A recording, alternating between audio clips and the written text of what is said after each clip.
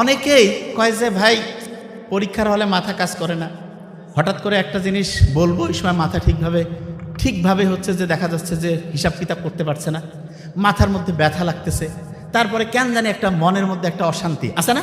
শোনেন, কুসুম কুসুম গরম পানি একটু পাহাড়িয়া স্প্রিং সল্ট লবণ দিয়া একটু খেয়ে ফেলেন, দেখবেন ওইটা যে ব্রেইনের মধ্যে কাজ শুরু করে দিবে, কিছুক্ষণের মধ্যে দেখবেন যে আপনার মাথা ব্যথা অনেকটা ইনশাল্লাহ কমে যাবে। ক্লিয়ার? আচ্ছা, এবার দেখেন খুব ইম্পর্টেন্ট জিনিস, দিনের বেলা যদি আমি রোদে যাই, ওইখান থেকে আসলো আল্ট্রাভায়োলেট বি, রান্না হইল, তারপরে গেল কলিজায় মানে লিভার, তারপরে গেল হচ্ছে কিডনি, যে সে কি হয়ে গেল ওই যে ভিটামিন ডি যেটা হচ্ছে মোটিভেটর। আচ্ছা, ভিটামিন ডি কে মোটিভেট করতে পারে, উৎসাহিত করতে পারে, কি নাম? পানি। সত্যি করে বলবেন, একদম একটা হিসাব শিখাই দেই, নোট করে রাখেন। 35 কেজি ওজনের জন্য 1 লিটার পানি লাগবে।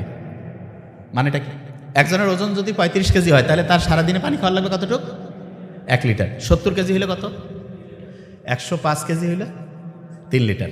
এখন এটার সাথে আপনি ক্যালকুলেশন করবেন, তার মানে পানির হিসাবটা বুঝছেন। এর মধ্যে একটু বলে রাখি, ছেলেদের একটু পানি বেশি খাইতে হয়, মেয়েদের তুলনামূলক একটু কম খাইলে হবে।